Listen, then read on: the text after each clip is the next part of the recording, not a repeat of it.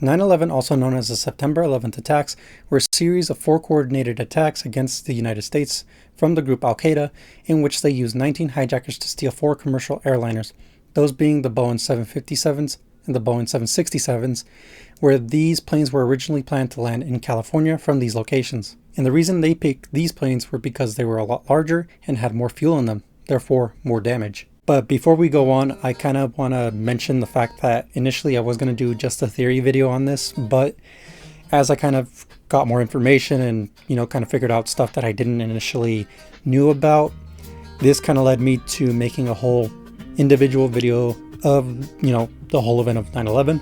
And then after that, I'll make another video going on to the theories of it. But for now, I will be discussing, the timeline and giving you information that you probably didn't even know either. So without further ado, we're just gonna jump right on in. So the initial planning of the attack was orchestrated by Khalid Sheikh Mohammed, who presented it to bin Laden in 1996, with the idea being inspired by the Egypt Air Flight MS-990, in which it was a Boeing that crashed into the Atlantic Ocean in October 31st, 1999, in which it was said that the first relief officer was the one who caused the plane to crash on purpose, and that during this time they would be in a period of transition where they would relocate back to Afghanistan from Sudan.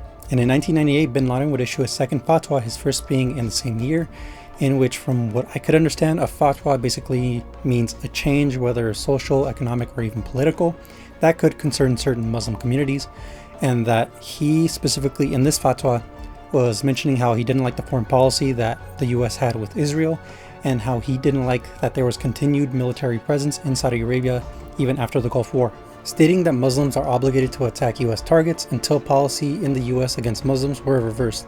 This would actually be the mark of bin Laden intending to attack the US. So in late 98 to early 99, bin Laden would go to his deputy, Mohammed Atef, who he would tell he approved of the organization of the plan. So they then held meetings where Atef would provide operational support, targeted selection, and provide travel for the hijackers that were involved in the plan. Bin Laden would overrule Mohammed during the planning phase, rejecting the US bank tower as one of the potential targets due to a lack of time, and that he would provide leadership, financial support, and would be involved in the selection process of the operation. He would initially select Nawaf al-Hazmi and Khalid Midhar, who were experienced jihadists who fought in Bosnia.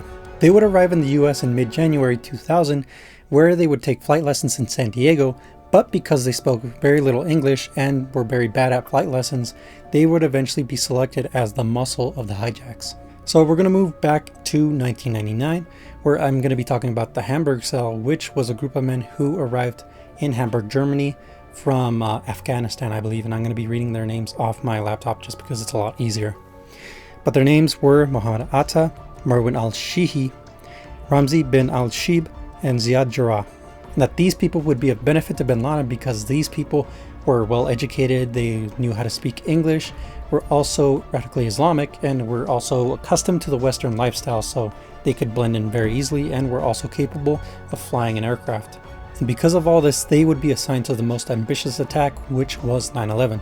That these men would all move into an apartment together, which is why they are called the Hamburg Cell. But the meeting with bin Laden almost didn't take place, as these men were initially going to wage jihad in Chechnya, and that in a strange twist of fate, al-Masari would actually see them at a train station and would walk up to them, where he would converse with al-Shib and Shihi, where they would converse and they would talk about where they were going, and they brought up the fact that they were going to go to Chechnya. But al-Masari would tell them to talk to Abu Musab, who would basically begin talks with them to change their original plan from going to Chechnya and going to the Taliban office in Pakistan. And that when they arrived, they were told to contact a man named Umar al-Mazri.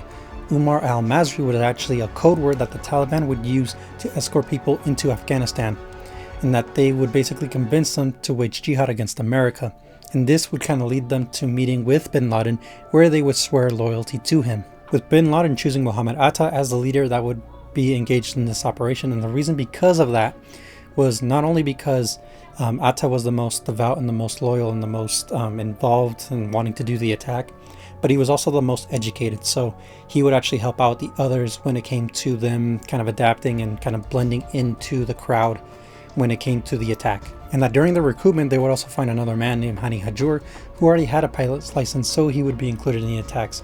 And just like I mentioned before, Atta would actually help everyone else try to get adapted into the Western lifestyle and kind of fit in, basically. And in the spring of 2001, the secondary hijackers would arrive in the US, with Atta meeting with al-Sheikh in Catalonia, Spain, where they would go over the final details of the plan and to decide on what the final targets would be. And that some of the hijackers would get passports from Saudi officials who were linked to them, or they would basically make their own passports in order to gain entry, and that al-Sheikh would pass along the message of bin Laden saying that he wanted the plan to be done as soon as possible. And just a quick note, some people think that they theorize that the reason why they did it on 9/11 was because that is the number that you use to call the police in the US, although there are other ideas as to why they did it on 9/11.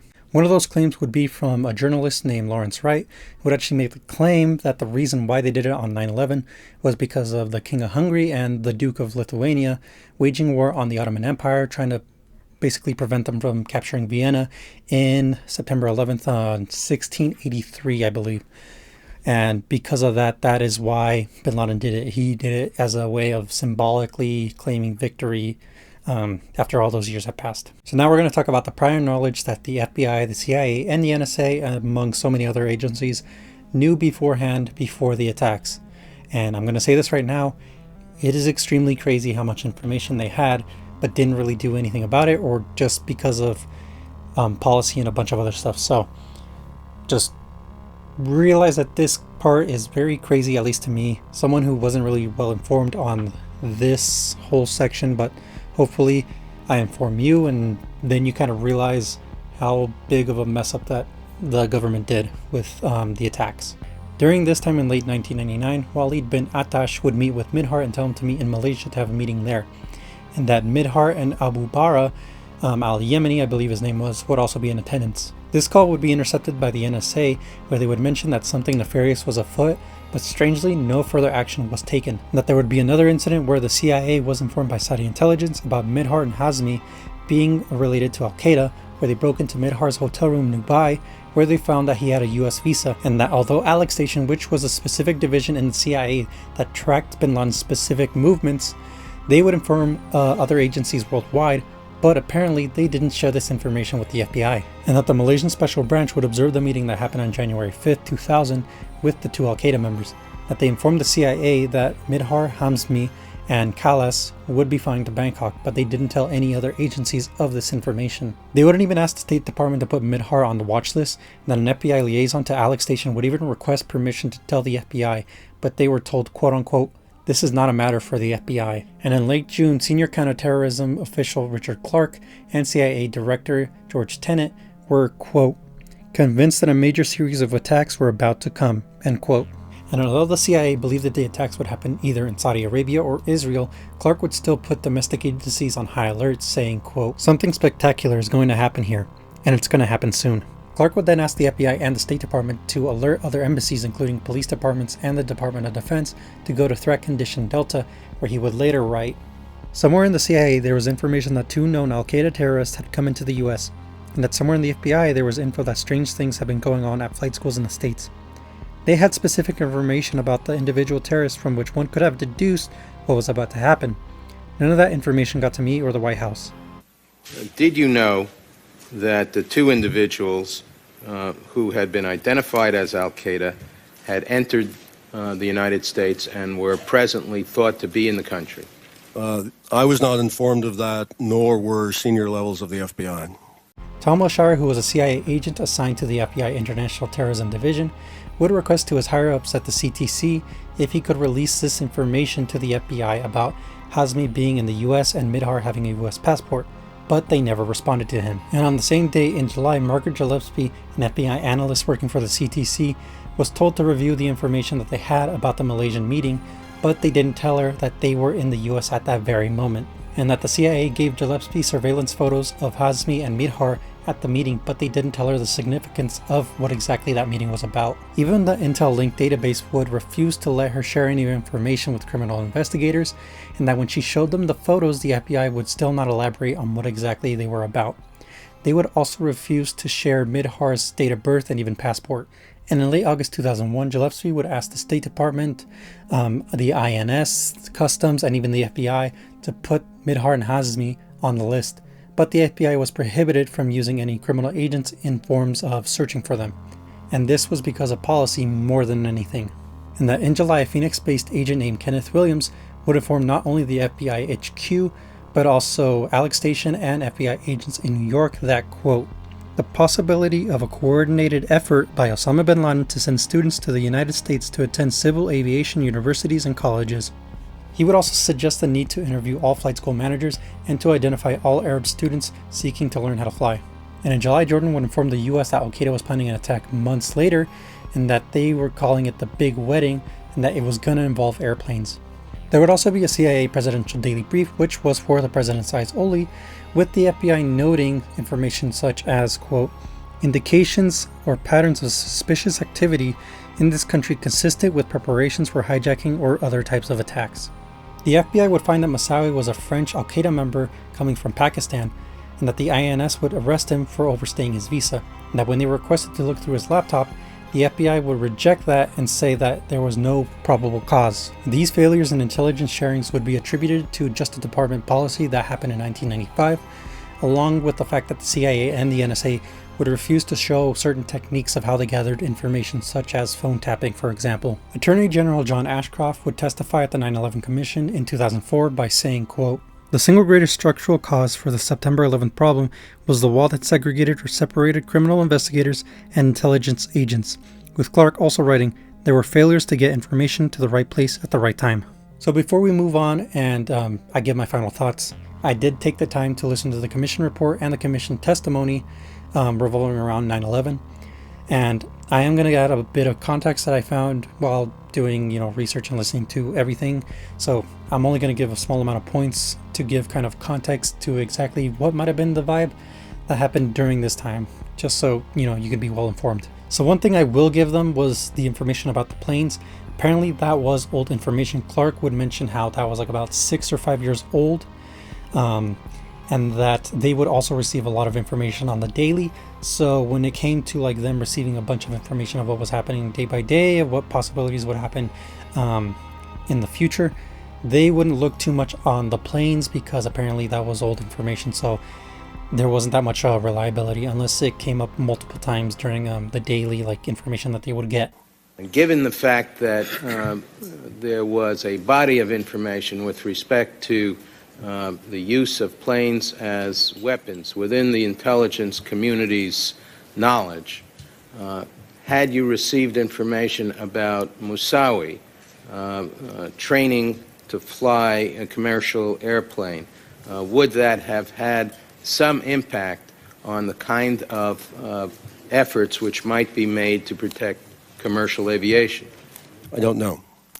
The information to which you refer, information in the intelligence community's knowledge about al-Qaeda having thought of using aircraft as weapons, that information was old, relatively speaking, 5 years, 6 years old. Hadn't reoccurred, to my knowledge, during those 5 or 6 years. And has to be placed, to give the intelligence community a break, it has to be placed in the context of the other intelligence reports. The volume of intelligence reports on this kind of thing, on al-Qaeda threats and other terrorist threats, was in the tens of thousands, probably hundreds of thousands over the course of the 5 or 6 years. And another would be the mentioning how the higher-ups didn't really have any kind of idea of what was happening, and I'll explain as to exactly why. Was the information with respect to Moussaoui and his erratic behavior in flight school ever communicated to you? Not to me. So as to one of the reasons why the higher-ups were probably not informed was that back then the threshold for them informing someone higher up was very high, where a person would have the information but they wouldn't consider it past the threshold of them informing anybody higher up in the position. So they would have that information, keep it, and not really push it higher because they didn't think it would meet the criteria of telling someone up about all this information that they had. And this would be supported by Clark by saying that during this time it was considered high priority on paper, but it really didn't feel like that atmosphere wise when he was talking about it during his testimony. Had you known that these individuals were in the country, what steps, with the benefit of hindsight, but informed hindsight, would you have taken given the level of threat? to put the answer in a context, I had been saying to the FBI and to the other federal law enforcement agencies and to the CIA that because of this intelligence that something was about to happen, that they should lower their threshold of reporting, that they should tell us anything that looked the slightest bit unusual. In retrospect, having said that over and over again to them, for them to have had this information somewhere in the FBI and not told me, I still find absolutely incomprehensible. And this would also be supported by the fact that Clark would use the word erode when it came to writing it on paper and in reports and stuff like that of what he wanted to do to al-Qaeda. But his deputy committee would prefer to use the term erode compared to eliminate or to terminate. And that language would actually change after the attacks. So it kind of showed you the mindset of what people besides Clark had when it came to al-Qaeda. It is, but it requires a bit of elaboration. As your staff brief said, the goal of the Delenda plan was to roll back al-Qaeda over the course of 3 to 5 years so that it was just a nub of an organization like Abu Nidal that didn't threaten the United States. I tried to insert the phrase early in the Bush administration in the draft NSPD that our goal should be to eliminate al-Qaeda. And I was told by various members of the Deputies Committee that that was overly ambitious, that we should take the word eliminate out and say significantly erode. And then following 9/11, we were able to go back to my language of eliminate rather than significantly erode. And so the version of the National Security Presidential Decision Directive that President Bush finally got to see after 9/11 had my original language of eliminate, not the interim language of erode. And that even in the same testimony, he would mention how the atmosphere with that was how he took it too seriously and that everyone else thought that he was crazy for believing in all that kind of stuff, with them saying like, why are you worried so much about al-Qaeda? And he said in that same interview, quote, it was that mindset that made things so difficult. So I think we can understand, at least once you start gathering this information, of like, yeah, they kind of didn't do that good of a job. I believe the Bush administration in the first 8 months considered terrorism an important issue, but not an urgent issue. President Bush himself says as much in his interview with Bob Woodward in the book Bush at War. He said, I didn't feel a sense of urgency. George Tenet and I tried very hard to create a sense of urgency by seeing to it that intelligence reports on the al-Qaeda threat were frequently given to the president and other high-level officials. And there was a process underway to address al-Qaeda. But although I continued to say it was an urgent problem, I don't think it was ever treated that way. First of all, the Deputies Committee didn't meet urgently in January or February. Then when the Deputies Committee did meet, it took the issue of al-Qaeda as part of a cluster of policy issues. And if you remember the presidential daily brief that I mentioned a few moments ago, Clark would mention that either the higher-ups or people around him that were around the same positions would ask him to basically minimize all the bad stuff and to maximize all the good stuff, which to me translated to embellishing the information that he had to give to the president.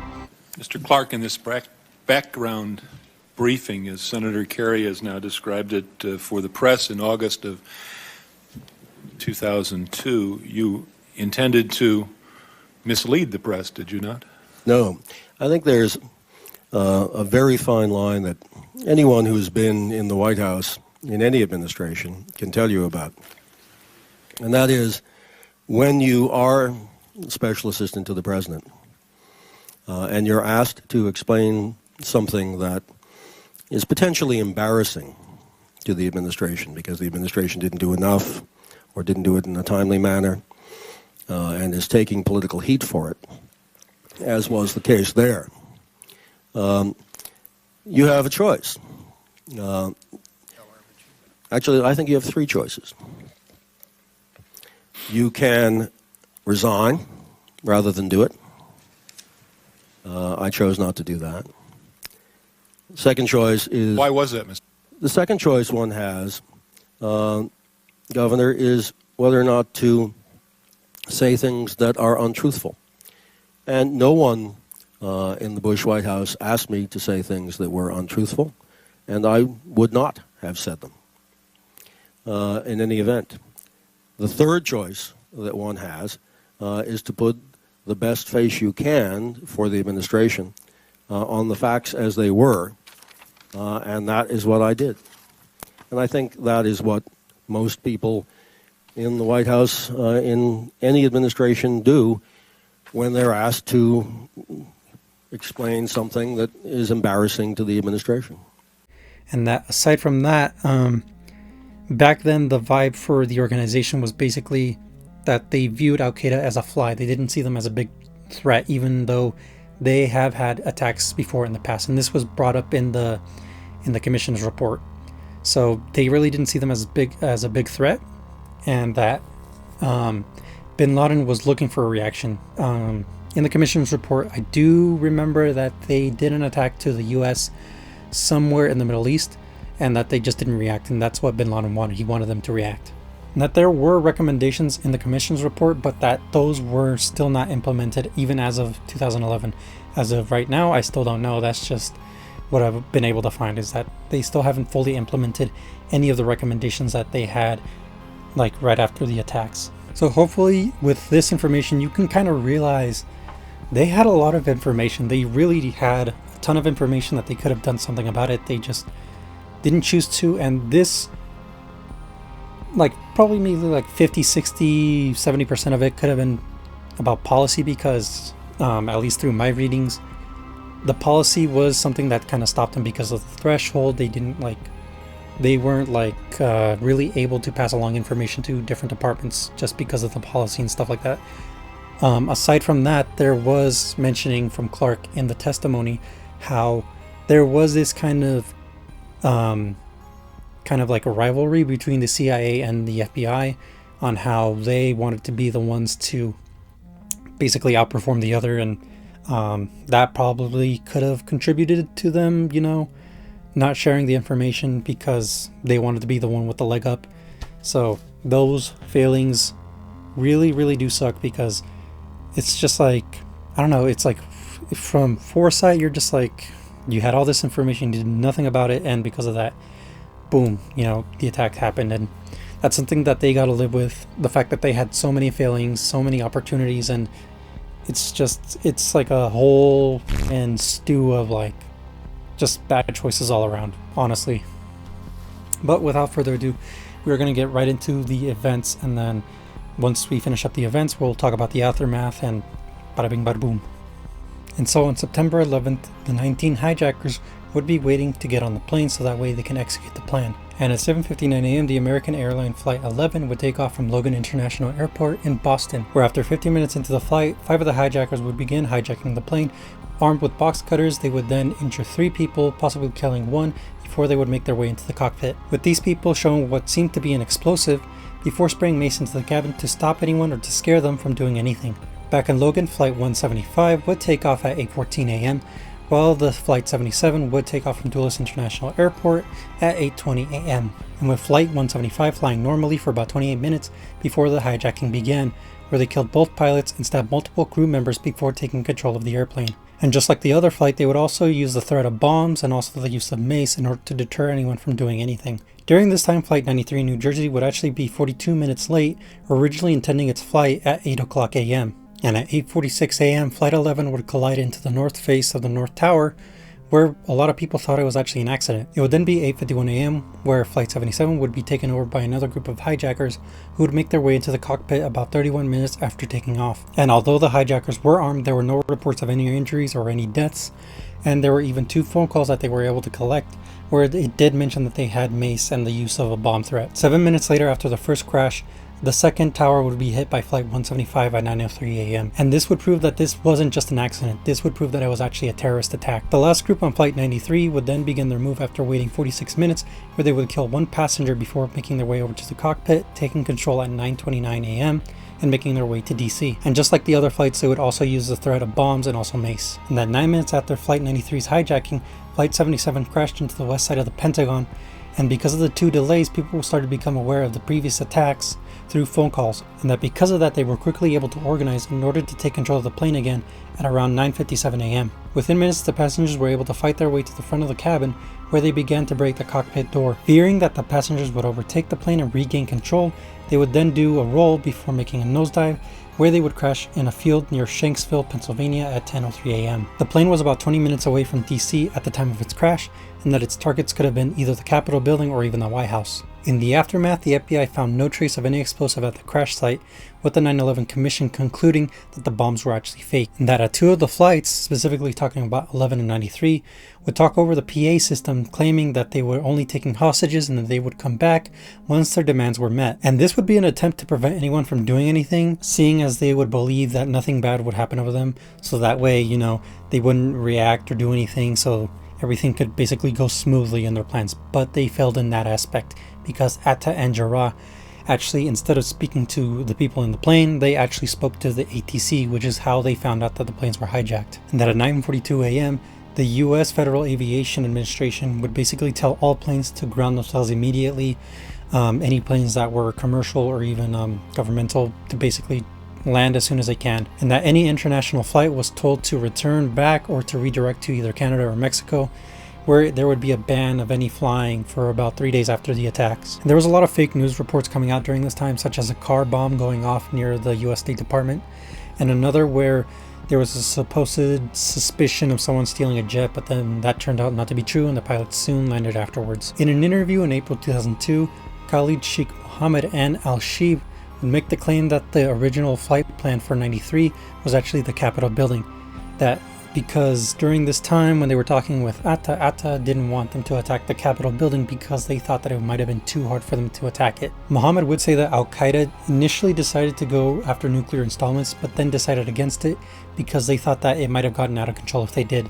And that once the final decision was made, that the targets would be in the hands of the pilots. And according to Mohammed, he said that if they weren't able to reach their target, then they were supposed to crash the plane. The 9/11 attacks were single-handedly the most deadliest attack in world history, with them having about up to 3,000 people dead and 1,000 more injured. And that an estimated 800 people would survive the initial impact, but they ended up trapped, either dying from the fire or from smoke inhalation, with some even falling or jumping from the tower in order to try to escape from the smoke or the flames. And that some would either ended up perishing during the fire or from the building's collapse. And that because of the destruction that Flight 11 did when it went through, it basically destroyed 3 staircases, making it impossible for anyone on the upper floors to make their way down. New York City operators would receive multiple calls from people inside the tower telling them what to do. And because the operators weren't really informed of what exactly was happening, they basically told those people to stay where they were and to wait for someone to basically help them escape. With it also being reported that 100 to 200 people would be witnessed jumping to their deaths, and that they were only able to capture 3 clear images, one of those being obviously the falling man image. And I do want to take a moment to show you some of that footage. Of course, I'm not going to show you, the moment of impact, but I'm still going to show you some footage of the moment where they decide to jump down. But still, even though it doesn't have the moment of impact, it's still pretty graphic. So I am going to put a timestamp so that way if you don't want to watch it, you can just move on.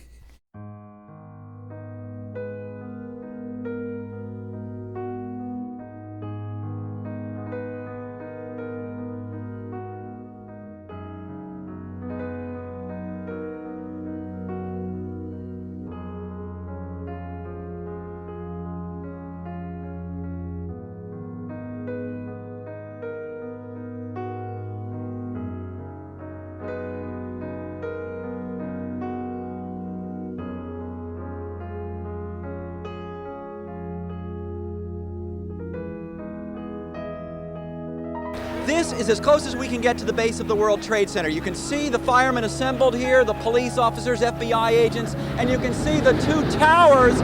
A huge explosion now raining debris on all of us. We better get out of the way!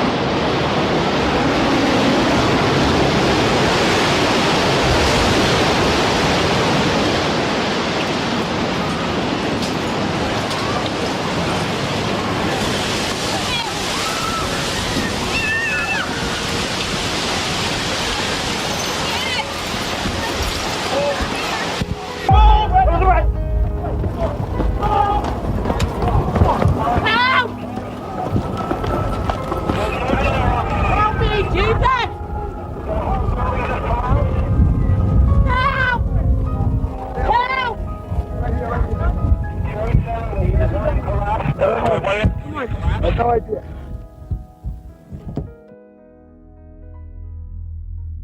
And although this isn't really making light of the situation, or I guess it's just like, I guess a little bit of good news, I guess you could take it as, where a lot of people after the first initial hit decided to leave the second tower. So in that aspect, a lot more lives were saved because a lot of people decided to get out of the building, right before the second tower was hit. With even an executive of Aon Insurance named Eric Eisenberg deciding to basically evacuate all the personnel from the Aon levels, where I believe the levels were 92, 98 through 105, and that ended up saving 900 to 1100 of his employees, which gave them a 17-minute gap before the second hit. But sadly, Eric wasn't one of the ones that ended up surviving. US Today would also say that the failure of them not doing a full evacuation was, quote, one of the day's greatest tragedies. It would also be noted that 414 emergency workers would die as a result of the tower collapsing, with the exception of one. And as a side products of these attacks, there would be a heavy increase and reaction towards Muslims and Muslim Americans, where they would receive more hate crimes and more levels of distrust, with that not even going away even years afterwards. With studies even mentioning an increase in hate crimes towards Muslims or people who looked Muslim or Arab, or people of Middle Eastern origins. With even a poll done on Arab Americans done on May 2002, where 20% of them said that they did experience some form of discrimination after the events of 9/11. And in another poll done in July, would find that 48% of them said that their lives changed for the worse after the attacks, and that 57% of them found some sort of bias or discrimination during their lives. And I don't know how much this is talked about, but I feel like it should be addressed, at least when it comes to certain topics like this, is where there is that bias that someone experiences something bad from a certain group or a certain whatever have you, and they suddenly think that all people like that are the same, whether it's religious or ethnic or whatever have you. That is really, really bad, or really horrible, but it's hard to kind of get into the mindset of that person, at least from my point of view, because I tend to take things, a little, from farther away, so I'm able to distinguish that. But it is difficult to have that conversation with someone who believes in those kinds of things, that they believe that because one group did a bad thing, therefore all of them are bad. I don't know, it's something that should be discussed. While you can say that maybe you can see where they're coming from, I don't think it should be something that's acceptable. And because of the attacks, they would cause a restructure in the US, where they would then establish the Department of Homeland Security. I just barely noticed that my OBS was still on, but just ignore it. And there would be a military response in 2001 and 2003, those being the war in Afghanistan and the invasion of Iraq. In the invasion of Iraq, the US would make claims that Saddam Hussein was conspiring with al-Qaeda, which is the reason why they went to war with him, but 3 years later, Bush did admit that that was a false claim. And in the war of Afghanistan, the US would do aerial bombings where they would target Taliban and al-Qaeda camps, where they would later invade using ground troops. This would lead to the overthrowing of the Taliban's rule in Afghanistan, with the fall of Kandahar on December 7, 2001 by US-led forces. US forces made it their prime target to go after bin Laden, who was hiding in the White Mountains, and that during the Battle of Tora Bora, they were trying to either capture or kill him, but he ended up escaping and going into the Pakistani border, where he disappeared for about 10 years. But it wouldn't be just the US that would increase their military readiness, but also the Philippines and Indonesia. And the military forces of the US and the Republic of Iran would cooperate together in order to take down the Taliban, as during this time the Taliban had conflicts with the Iranian government.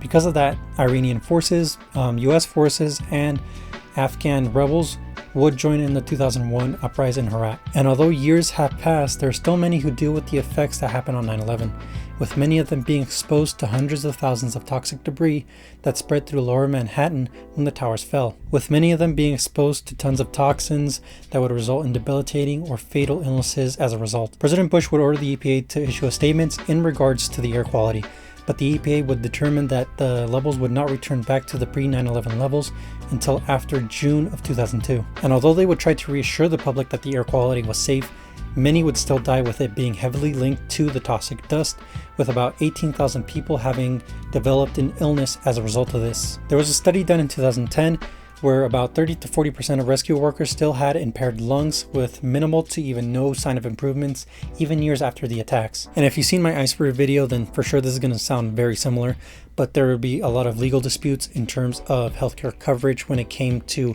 anything related to 9/11, with the federal judge denying New York City's refusal to pay any healthcare cost in relation to any rescue workers. Not only that, but government officials, specifically Christian Whitman, who was the head of the EPA, would make claims that it was safe and that people should return to Lower Manhattan, which was heavily criticized by a district judge who basically told her, why are you sending them back? That we still don't even know if it's environmentally safe. And I agree with the judge. Why the heck are you sending them back when you don't even know? There was an article when I was looking into this where she made the claim that she was working with the information that she had.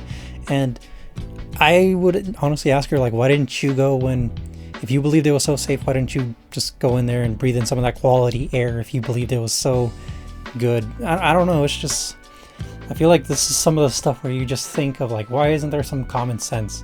Like, do you just tell people to go back after a volcano eruption and just say like, oh yeah, the air quality's fine, yeah, just go back to it? Or like, you know, if there's like a nuclear detonation and people come out after the 72-hour or whatever, or however many days it is until it's safe, and you start sweeping the floor, like, you're just like, yeah, it's totally safe if you do that.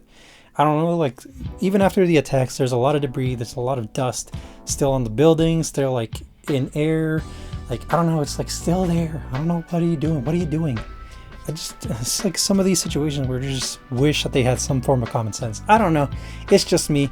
Maybe it's hindsight, like maybe it's just like me looking in the past and just being like, oh yeah, I would have done things differently, but I don't know, you tell me, am I wrong? And just like Gulf War Syndrome, there was a bill passed on December 22nd, 2010 that was called the James L. Rosa 9/11 Health and Compensation Act that was signed into law by President Obama, where $4.2 billion was allocated to the World Trade Center Health Program, which would basically do testing or any treatment that would have for people that had long-term health problems in relation to 9/11. And that the NYPD would confirm that 247 would die in relation to 9/11 related illnesses as of 2020, and that for the Fire Department of New York, they would confirm that around 299 would die as a result.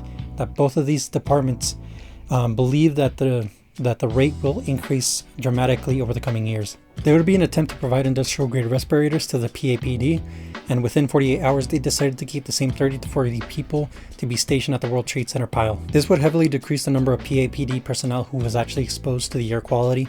And I don't think it needs to be said, but this is exactly how you're supposed to act.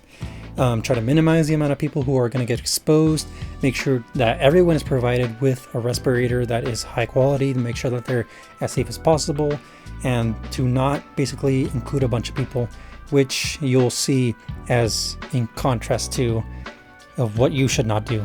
Now, in contrast to the FDNY and the NYPD, these guys took it as a challenge to do the exact opposite of the PAPD, and they basically got a lot of personnel from all over New York and basically rotated them and exposed all of them to toxic chemicals and breathing hazards and stuff like that. And because of that, a lot of them were exposed to that stuff, and they did develop illnesses like cancer and stuff like that, like years later. And they didn't even bother to give them any sort of breathing things to help them, like respirators or any of that. They didn't give them any kind of equipment to kind of keep them safe. I don't know what it was. It's just, they just didn't bother to do any of that. And as a result, they screwed over many of their personnel. Basically just, I don't know, it's just, I don't know what to tell you. Like, they fucked up. I don't know who was in charge of that, but they really messed up. It's like, you could see like what you're supposed to do, what you're not supposed to do. I don't know. It's like a whole cluster of fuck ups in this whole fucking video. I don't know. It's just astonishing. Okay, we reached the end of the video, a little more loose. I do have something in my head that I forgot to mention. There wasn't really any place to put it, but in terms of people that were rescue workers who happened to perish during the building's collapse, the reason as to that was because the radios that they used were not really built for such a high volume of people being in that same area. There was a lot of high traffic. The technology really wasn't there to kind of prepare for something of this magnitude, and sometimes they would cut off signal, and once they reached like a certain level, they just couldn't get in contact with that person unless like someone was already down there and they were just make their way up to kind of inform everyone else that the building was collapsing. And a lot of them didn't really believe that the building was gonna, collapse, excuse me. But a lot of them didn't really believe that it was gonna collapse. They thought it was gonna hold out for a while. And I will discuss that later in the conspiracy side when I make that video. But just to do a quick thing, like there was an institute that says, the reason why they do it was because of the coating was basically destroyed. And that's why, it collapsed, because there was no coating. But I'll go more in depth with that in the conspiracy video, because I know there's that jet fuel, steel beam, whatever conspiracy theory. So we'll cover that in the next video. So as far as I know, I think that's about everything that I have in relation to the video. In terms of future projects, okay, now we're in the future project part. In terms of future projects, I do have one more as of right now for this month. I'm hoping this gets uploaded on exactly 9/11. If not, then maybe just a little bit later. But in terms of future project, I have one more, and then I have two special videos for you on October. Maybe I'll do more, just depending on how things play out. But I have two videos planned up for October that are more Halloween themed, so you can look forward to that, and then we'll see whatever I find. I'm still looking for topics. I have some, but I don't know, still looking for more. But that's all we have as of right now. Hopefully you guys enjoyed this video. It does, speaking honestly for a second, slowing my row, this is really, really tough.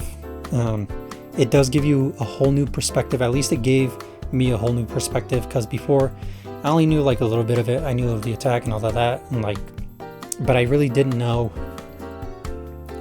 exactly the whole thing that happened, the events that happened when they were getting hijacked, and the events of how much the US government knew but didn't share with each other because of policy and because of the whole cluster. It's really shocking to find all that out, and then it's really sad because it's all that caused the deaths of a ton of people, because honestly, and I forgot to mention this, it's because they were complacent. Honestly, the government was complacent, and they kind of just let it happen because they didn't think that anything was going to happen. They're just why would it happen to us? We're the US.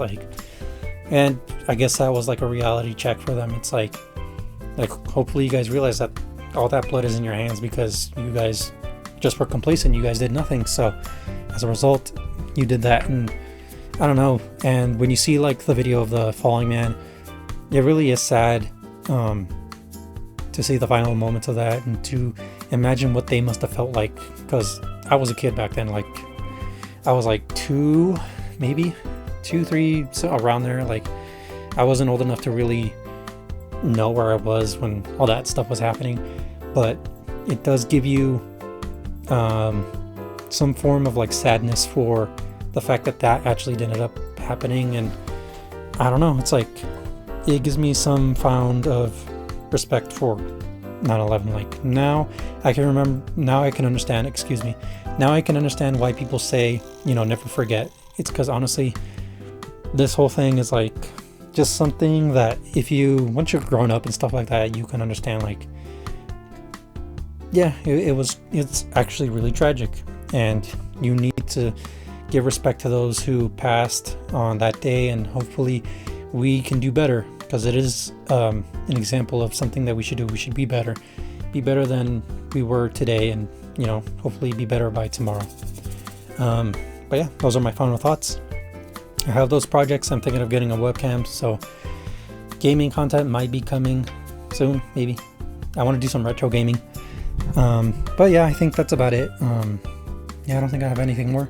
If you like the video, subscribe.